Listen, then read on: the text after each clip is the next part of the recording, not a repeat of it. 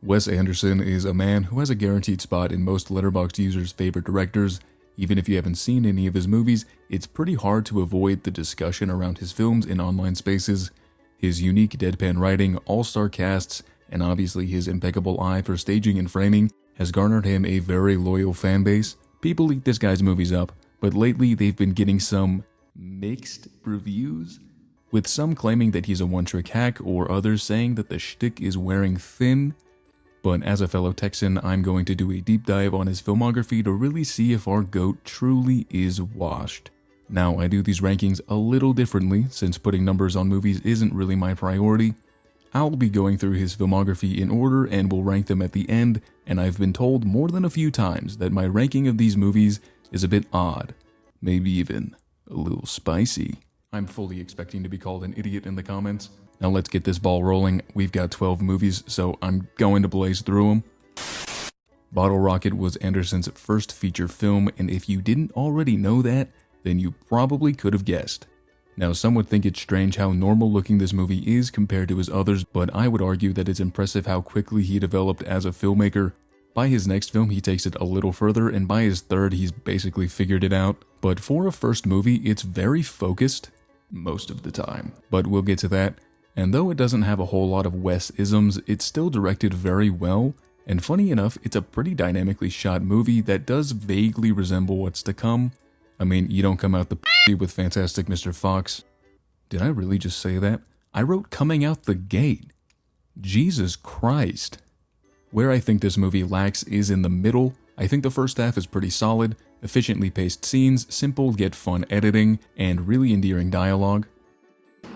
Why are you looking at me like that? Huh? She thinks I'm a failure. What? She said you were a failure? Mad about me. It's just, What has she ever accomplished with her life that's so great, man? Nothing. And this is a heist movie, a very small one, and the heist scenes are done really well, especially the first one where the score and Owen Wilson are playing up the intensity, but the bookstore employees kinda just don't really care. But put it in one of those bags. Get one of those bags. Let's move, come on! A bigger one, you idiot! What do you think? Don't call me an idiot, you punk. But when they hide out in the motel, this thing stalls pretty abruptly.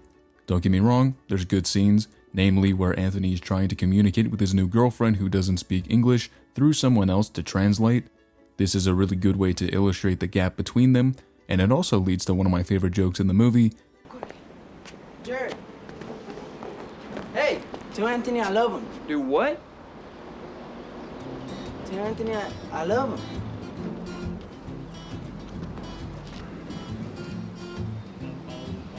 All right, man. But at the same time, this throws a huge wrench in the flow of the screenplay, and it really doesn't find its footing afterward. So the entire second half is basically completely carried by Luke and Owen Wilson's performances, and at the end of the day, this film is just kind of okay. But if your first movie has the potential to be someone's favorite movie, then that's a pretty special thing you've got going there. And that's really all I have to say. Bottle Rocket gets a pretty solid 6 out of 10. Alright, Wesley, I see you. What else do you got cooking up? Wes's second feature is a massive leap in quality in both direction and writing, and honestly, it's kind of crazy how finely tuned he already is on movie 2.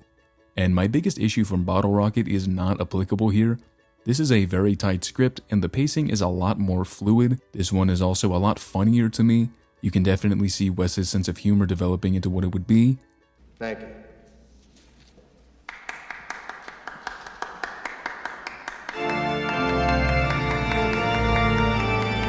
The same can also be said for his visual style, which isn't fully realized yet, but you can definitely see it in the montage in the beginning. This is also where we see how well Anderson is at developing characters without really having to rely on dialogue. By the first 10 minutes, we already fully understand both main characters' deals. A huge factor in why that development works is in the performances from Bill Murray and mainly Jason Schwartzman, who I'm going to proclaim as one of the ultimate Anderson boys. I just think he fits the tone of any role or theme in Wes's movies perfectly, but I do appreciate how willing and eager Murray was to be in this movie, even taking a pay cut as long as they could work around his upcoming golf tournament at the time. I love the moments where his mask of an overambitious incel loser gets lifted, and we get to see that he really is just a kid with no sense of purpose. He balances the hyper-focused needs of his director with his own voice as an actor in a way that I think goes underappreciated in all of Wes's films. The common criticism that all of the acting is the same has some validity, but if you actually want to tussle with me on this, pal, watch the movies again, and you'll see that the main casts are actually doing something different in each film. What the fuck was I on about? Anyway, Schwartzman is real good in this, but my biggest issues with the movie are mainly a couple of, interesting plot developments. One of the things in this is the fact that Bill Murray's character is competing over the affection of a woman with a 15-year-old boy. Funny premise if you ask me, and I really love their little revenge war, but like, did Max really need to try to sexually assault her? Hello, how are we supposed to like him after that? This movie also just kind of brushes off the character's depraved behavior by the end, and yeah, obviously Max doesn't have a shot with the adult woman, right?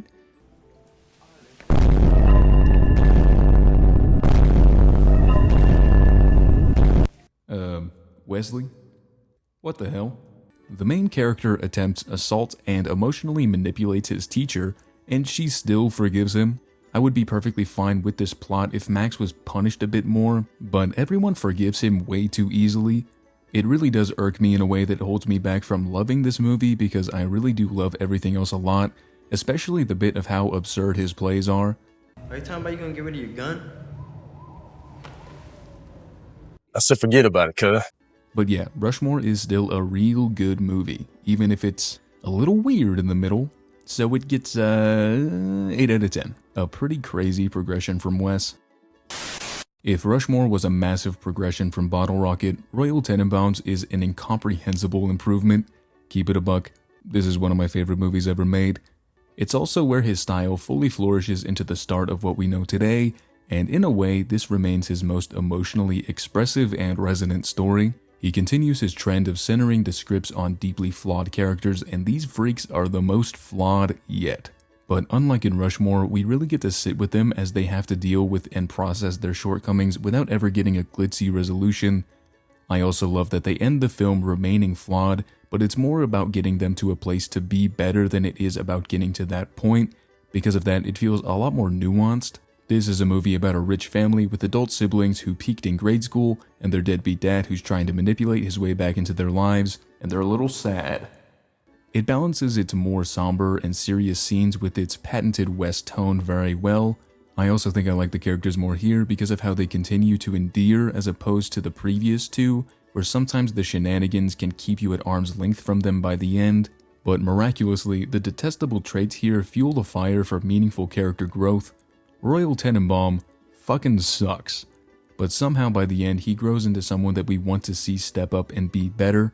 This movie also features a very strange relationship where a man is in love with his adopted sister, which is again very strange and icky, but he knows that just as well as we do, and it pushes him into a very dark place, which sets the stage for some of the best character moments in Wes's filmography. The cast all around is definitely among his best. They all bring such distinctive emotion, like Royal's narcissism, Chaz's hesitance, Margot's lack of emotion, and Richie's depression because he wants to bone his sister.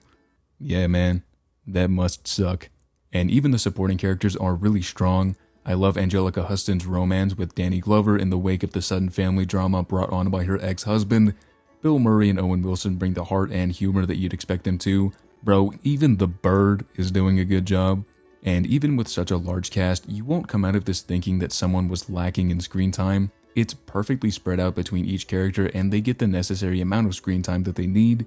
There are a lot of scenes that I would cut from both previous films, but here there's no wasted potential. This movie is firing from all cylinders at every possible moment, and it works really well. And the look of this thing is again amazing. It's staged so well that you can tell that the script and the actual shooting are working in perfect tandem, something that's a given for any modern Wes film. But again, this is his third movie, and he's already come this far. It just doesn't even feel fair. And I feel like this one, in a way, gets neglected in how vulnerable the emotion is throughout the whole thing, and it's also very underrated when it comes to the humor. Dad, you were never dying. But I'm gonna live. Richie and Royal are two of my favorite characters in these movies, and Margot and Chaz would also go pretty highly on that list. It's iconic for a reason, and in a way, I would consider this to be the staple Wes Anderson movie. Maybe not the most Wes, but it is the movie that I think he truly found his identity with, and I'm giving it a no-brainer 10 out of 10. Wes's fourth film, The Life Aquatic, is his longest feature yet, and yeah, I noticed. This movie was met with some pretty harsh reception when it released in 2004. Now, I'm admittedly not a shooter for this one, but it is by no means a bad movie. And to sidetrack, if you're still basing any kind of opinion or preconceived notion on an online score, put your wet blanket in the dryer and ponder for yourself, brother. Tenenbaums was a stylistic revelation for Wes, and with this one you can tell that he's got itches that he needs to scratch when he's shooting a scene. This new light obviously leads to another amazing looking movie, but this is boring. This is probably just my opinion, but I find it a little hard to resonate with Murray's performance in this one. It's not that I don't like what the character is. 9 out of 12 of Wes's films explore characters that are flawed father figures. It's one of his reoccurring themes, and personally, here it feels noticeably hollow, especially when released before Mr. Fox and after Tenenbaums. One of the biggest Wes-isms is how he writes characters at arm's length from the cast and the audience, and usually when he reels them into the emotional fold, it lands really well. But here, they feel a little too far away from anybody. I think that is because of a genuine issue that I have with Wes's films, even if I like them, and that's the fact that sometimes there's just too many characters. And it does frustrate me when it is an issue because I know he can pull this off well. I just gassed up Tenenbaums because of how well he pulled off the balancing act, and here I don't really take much away from anybody, but I do really like the exploration of grief and how Steve deals with the death of his best friend at sea. This is also obviously very endearing. You don't look too good. Who's this? And I do really like the feel of this thing. Often in his movies, Anderson confines himself to his sets, which is something that I appreciate more often than not, but I really like how he embraces these exterior elements like the sound of crashing waves, the natural light of the sun, and the reflection of the light in the ocean. It helps to bolster this disjointed mood of the characters as they constantly navigate stressful situations and moments of levity, creating a very funny atmosphere.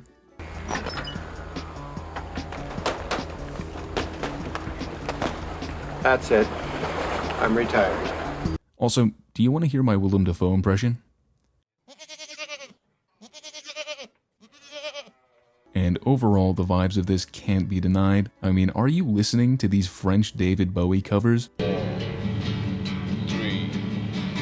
2, esse é o grande controle da merda. And this gets, I don't know, a 6 out of 10?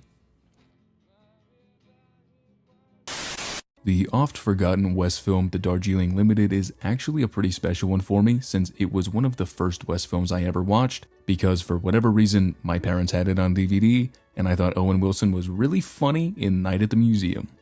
I was like 11, cut me some slack, and of course, there isn't much for an 11-year-old to get out of this, but these days, I'm really rocking with the White Guys Go to India movie.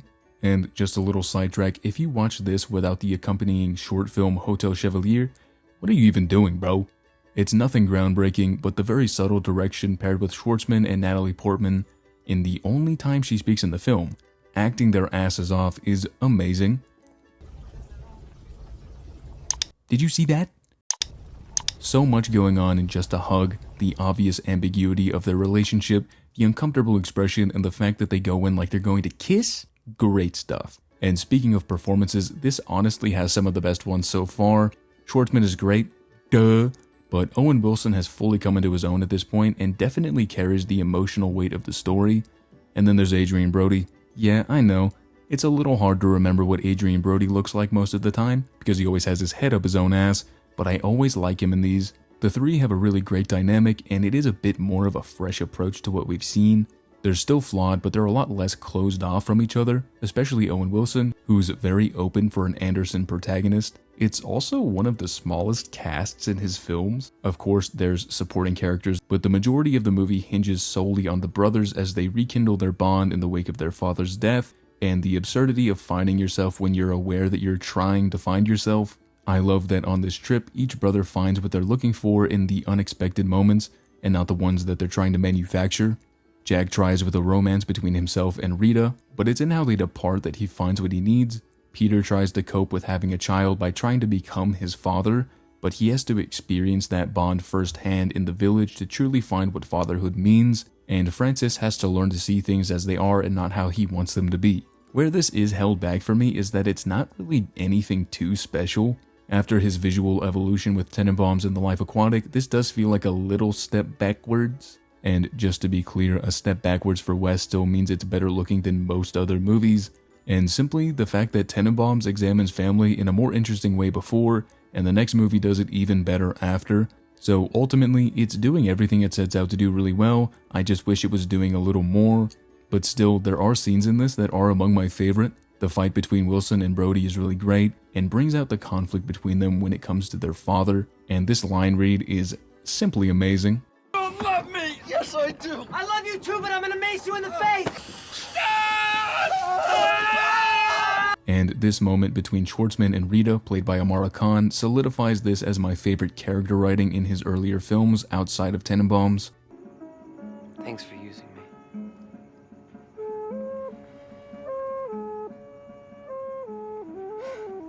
You're welcome.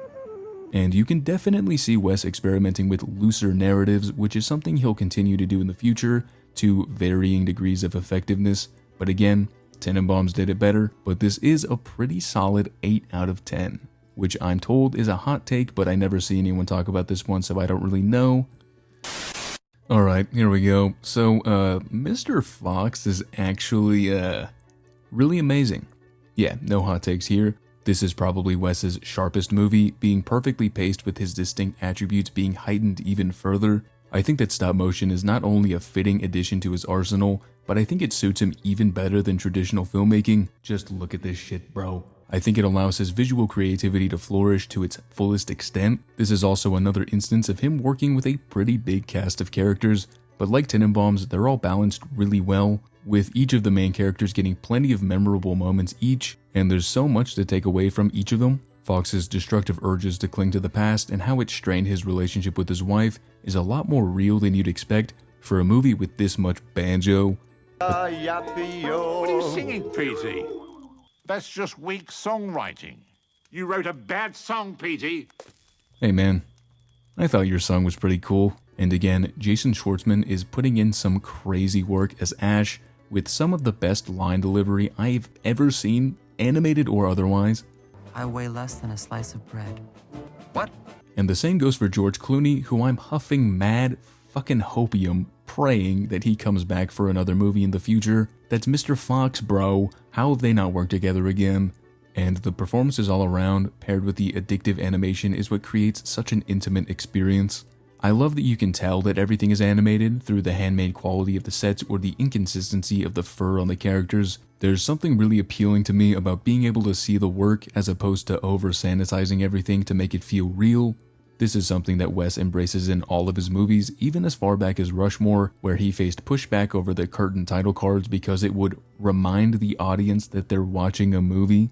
But I don't know, sometimes that's not a bad thing at all. And in the case of Mr. Fox, you can feel the love in every aspect, from how tight the script is to the unique approach to the voice acting. It's no wonder why so many actors love working with him.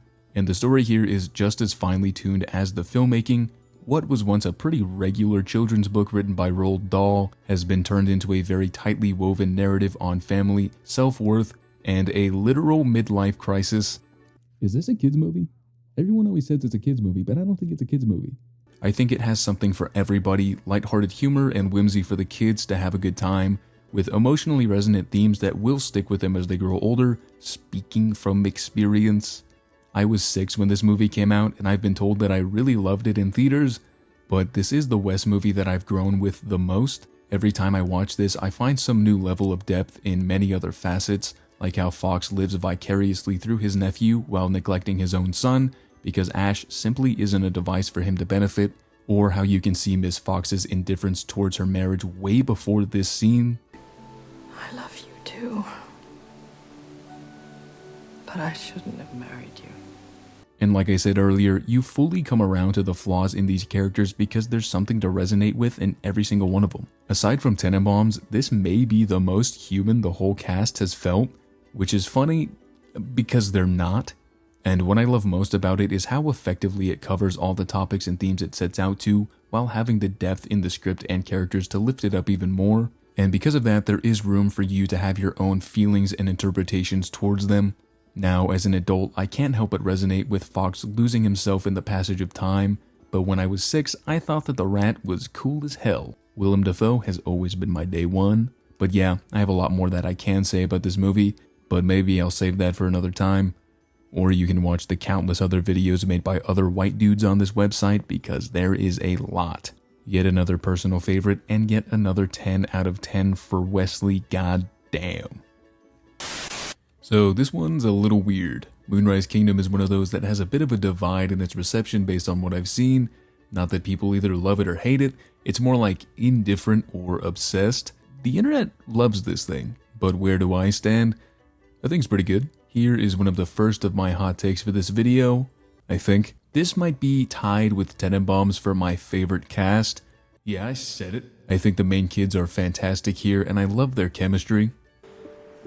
It's possible I'm here with the bed, by the way. Later, I mean.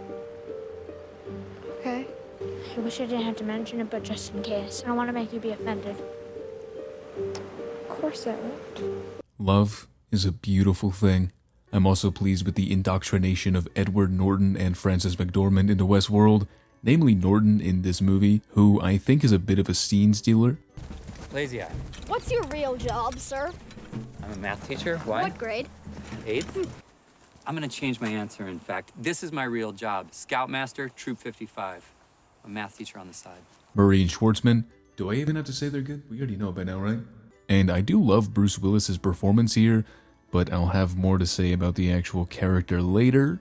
And though it does feel like it has the bloated cast syndrome that Life Aquatic had for me, where some of these characters don't really have a lot going on, I look at it more like Darjeeling Limited, where the main focus is on Susie and Sam, so I can give it a pass, but I also think that this is a lot more entertaining though. It retains that really tight flow of Mr. Fox and also the really endearing qualities of its story, and this is also one of, if not his most simple movie outside of Bottle Rocket. It kind of spells everything out for you, which may sound like a complaint, but I do think that it's done in a way that works really well. It's not a case of tell, don't show at all, it's just very expressive, especially in the third act, and why I think it works is because it's a story centered on child protagonists who have a very simple idea and perception of love. They want to be together, so why shouldn't they? They want to run away, what's the big deal? The simplicity works with them, and by proxy, the supporting characters who we see have to deal with this situation. I like how the adults contrast to the kids in that they have complex emotions and harsher outlooks on life. How can we help her? She's got so many problems. It's a really interesting look on the simple mundanity of emotion that fits Wes's style and tone really well. It's also still funny, but unlike Fox where it's quippy, this embraces that deadpan absurdity a lot more. Dear Susie, I accidentally built a fire while I was sleepwalking. I have no memory of this, but my foster parents think I am lying. My only actual issue with the movie is that though I think Bruce Willis is great, I don't really know what was going on with the character. A lot of his screen time in the first half is dedicated to his affair with Susie's mom, but he has one interaction with Sam and he's just like, well, I guess I'm your dad now, dog.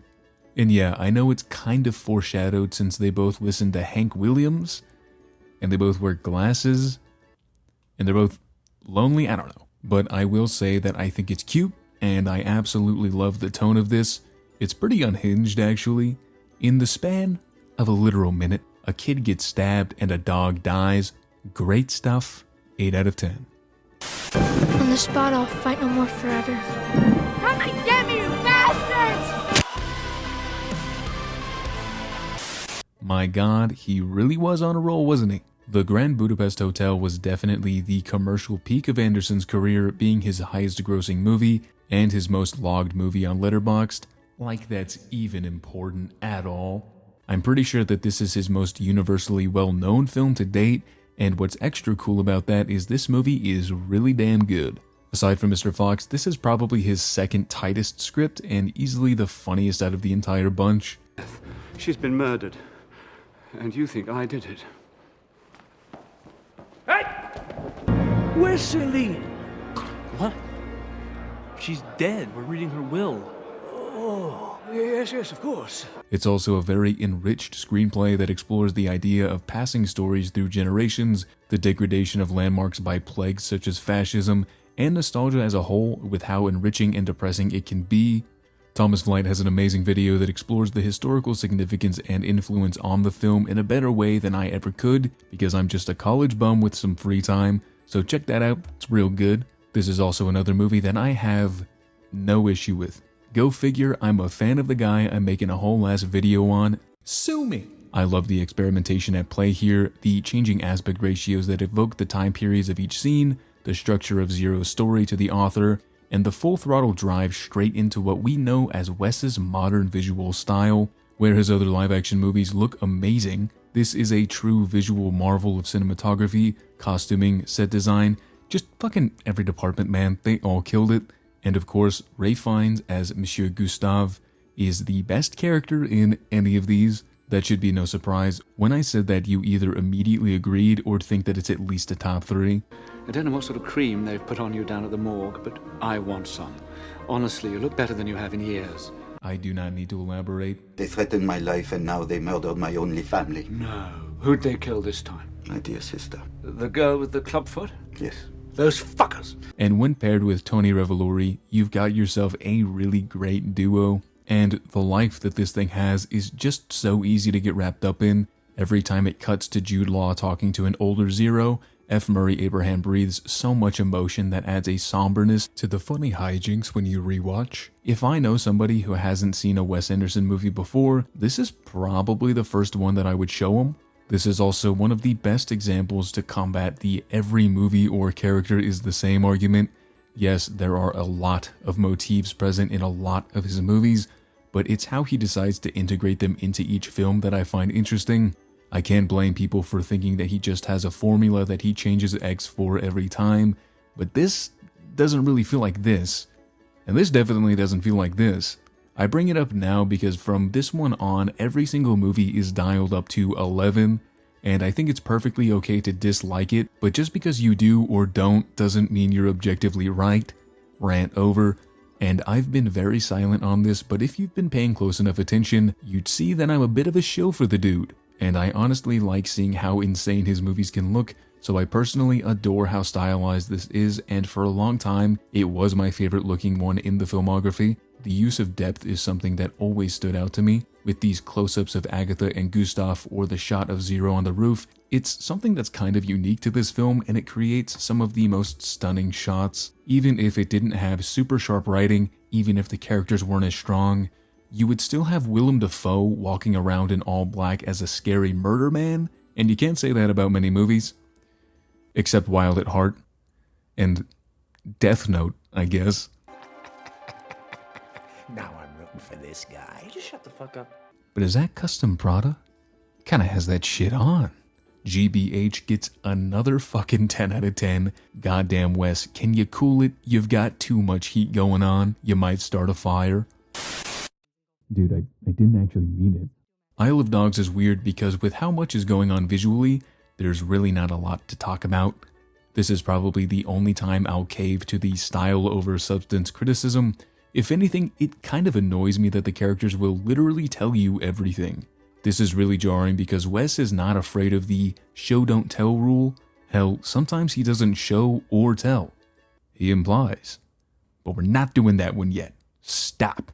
But I can't deny that the charm of the animation is honestly doing a lot for me.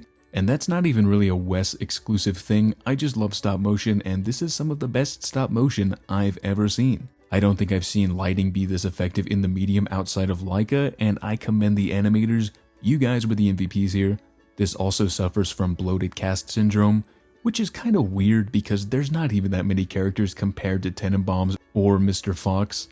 I just don't think the writing is as sharp as it could have been, and I'm aware that this isn't really the kind of story that needs perfect development, but none of the characters really do anything. Atari doesn't grow or change at all. The main dog chief has one scene of bonding and he's just like, alright, I'm a different character now. And then there's Greta Gerwig's character, who isn't introduced until pretty well into the movie, and then she's just one of the main characters. Just what this story needs, a random American exchange student. Stop! White women, stop! Honestly, it's kind of weird to have an English-speaking main character when the movie makes it a point to say that the Japanese characters will solely speak in their native language with no subtitles, but the dogs also speak in English. It kind of makes it feel like what the Japanese characters have to say isn't always as important as the dogs, which is a little weird, no. But I will say that I love the scene where Atari returns to Japan to deliver his speech and haiku. It makes me wish we could have had more time to actually explore the character. But then the mayor is like, you know what? Dogs aren't that bad. Alright, I'm a different character now. Why does this happen so much? It's even worse with him because he's literally killed people over this shit, man. But when this movie works, it does work really well. There's a lot of really funny moments.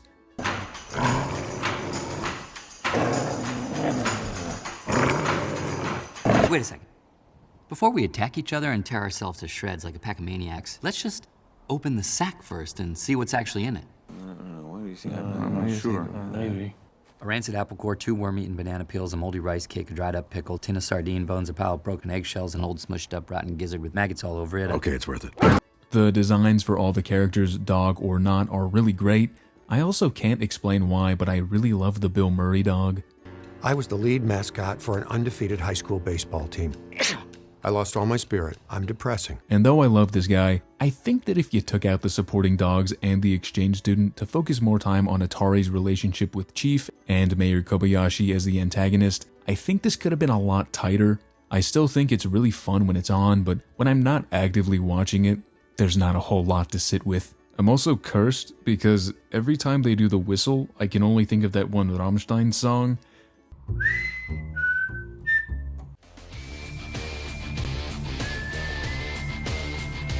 So this gets a 6 out of 10, take out the direction and animation, and we would need to have a serious talk about the real quality of this thing.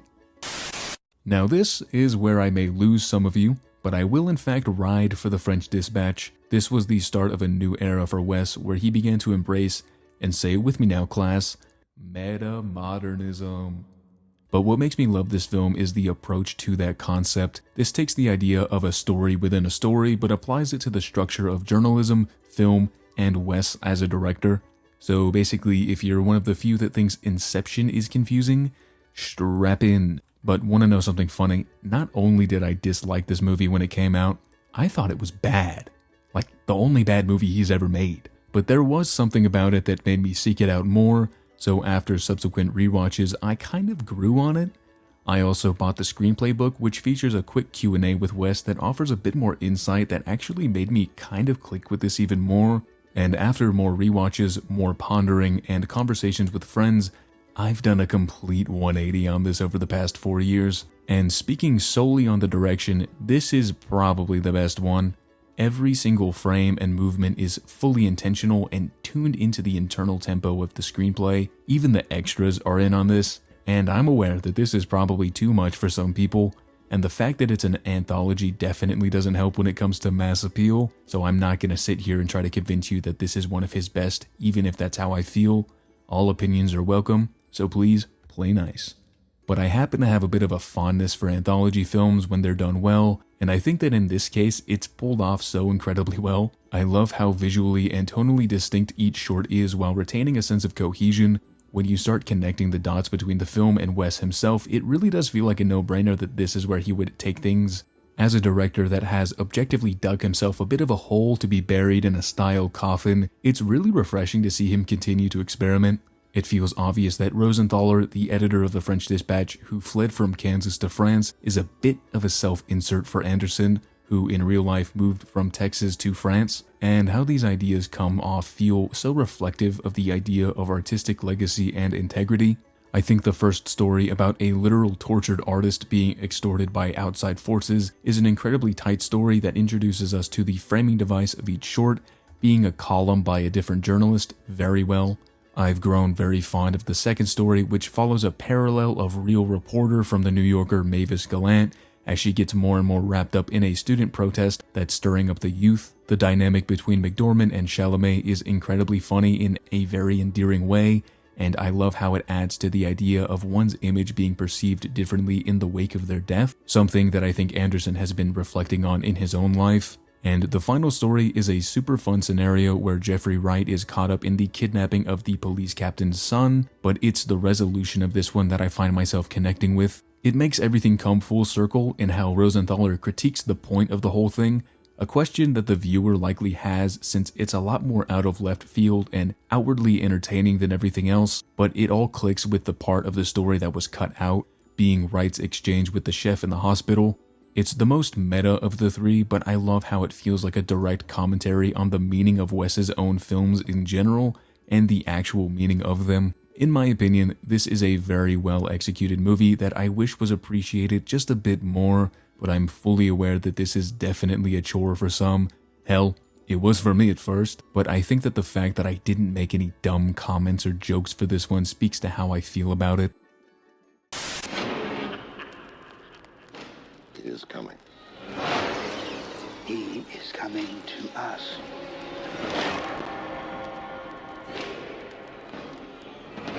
He's coming. Who is coming to you, my child?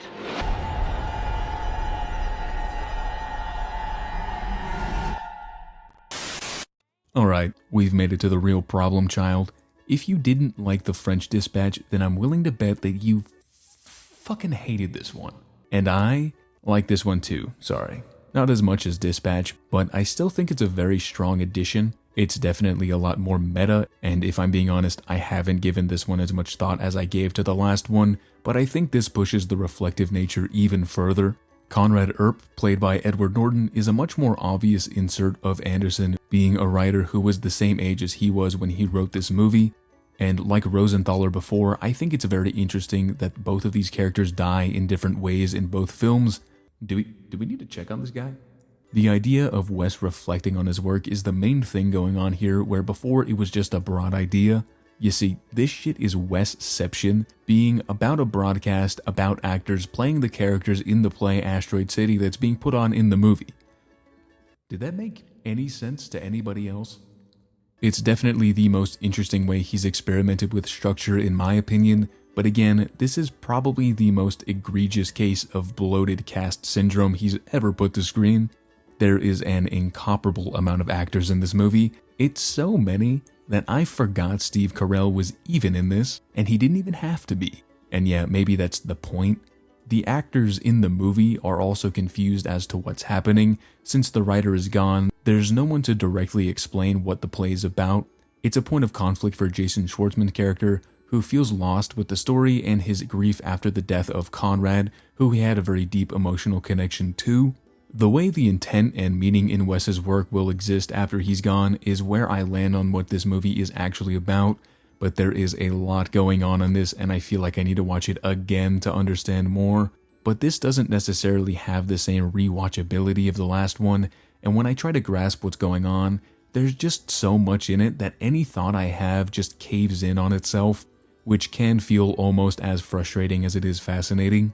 I really do love everything with the actors in black and white, in many ways more than the actual Asteroid City stuff, but I love how Schwartzman's character bleeds into the performance of Augie, who he is in the play. The meta-ness of Asteroid City adds a lot to what ultimately could have been a bit of a bore if I'm being honest. I think it could have kept its abstract approach while honing in a bit more with specific characters, because again, a lot of them just don't really have a reason to be here. I also think this feels a bit too long after a while, a complaint I usually don't have since I generally dig the pacing, but it comes off as a bit clunky. I kind of wish I had more to say, but I like the idea of this more than I think I like the actual execution, but at the same time, I love the story that's in the story, but I kind of just like the story that's on top of the story. What? So I'm thinking I'll give this, I don't know, a 7 out of 10? Alright, we're gonna make this one quick. The Phoenician Scheme is his newest film at the time of this video's release, and much like the other two in this new era, it was met with a lot of mixed reviews, but I actually kind of liked it a good deal.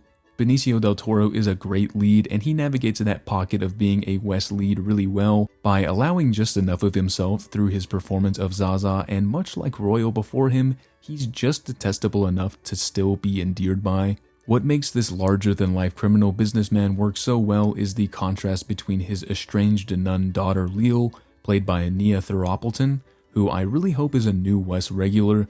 They have a really great dynamic that bleeds into the redeeming qualities of each individual, and I really like seeing them develop in this strange scenario after he makes her his sole heir.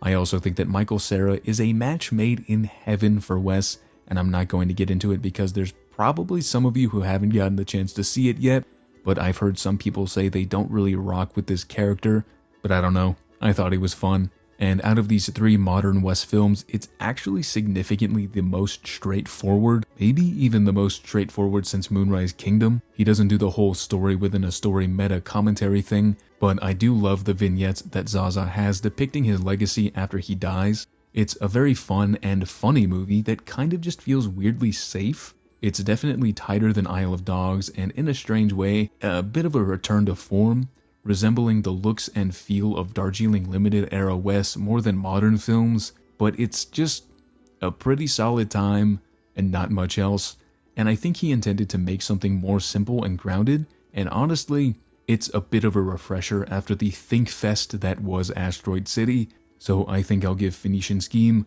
a 7 out of 10.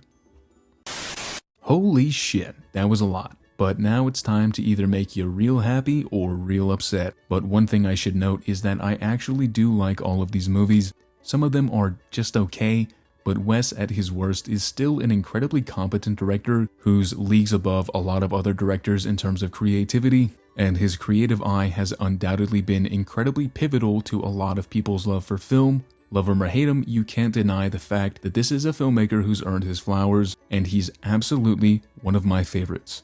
So let's rank these real quick. I'm so tired. Number 11, Bottle Rocket. I'm sorry to the 12 of you who ranked this at number 1, but let's be real, is there even really a contest? Number 10, Isle of Dogs, an unbelievable feat of animation and visuals that I really wish I liked more than I do. I honestly like it less every time. Number 9, The Life Aquatic. This actually used to be my least favorite, and though I still think it's a bit of a snoozer, I would be lying if I said that I wasn't charmed by it this time around. It only took 3 watches. Number 8, The Phoenician Scheme. Don't get it twisted, I really like this one. It just doesn't have much going on to warrant going any higher. Number 7, Asteroid City. A bit of a temporary placement. I kind of flip-flop on this every time I think about it. It could go higher or it could go lower. Number 6, Rushmore. If the characters were written a bit more likable, this could have been much higher on my list. Sorry, not sorry. Number 5, Darjeeling Limited and Moonrise Kingdom. I know I'm kind of cheating, but this depends on the day. When I wrote the script, I was feeling Darjeeling, but as I'm recording, I'm rocking more with Moonrise Kingdom. Sue me! Number 4, Grand Budapest Hotel. Honestly, each of these next 4 has spent time as my favorite Wes film, so it does kind of pain me to not see it in the top 3, but I don't make the rules. Shut up, I know I make the rules. Number 3, Fantastic Mr. Fox. Probably the one I yap about the most in my personal life, so friends and family may be clutching their pearls, but I simply resonate with the next films more. Number 2, Royal Tenenbaums. Simply put, the best balancing act between the cast and my favorite singular story in his filmography. Yes, I'm aware that some of you know where this is going. Number 1 is the fucking French Dispatch. Is it his best movie? Nope. Is it still my favorite? Yup. Yes, sir. I honestly have been obsessed with this movie for the past few years, and I personally feel a lot of joy when I watch it. I admire it the most, it's my favorite looking, and it's almost as funny as Grand Budapest. And again, I know this will make some people think that I'm an idiot, but I'd look even more of an idiot if I tried to tell you that I'm right and you're wrong. So, I'm not even gonna try and be objective. This is just how it is, and that's it. I'm done. I've had a lot of fun revisiting these movies, and if anyone's watching, I would be very interested to see your rankings in the comments. And I have thick skin, call me dumb if you want, it just gives me more engagement. And also, while I'm at it, who's your favorite Wes Anderson guy? Mine's Willem Dafoe. Could you tell? I don't think it was that obvious. Come back next time for a less enjoyable experience. What the hell?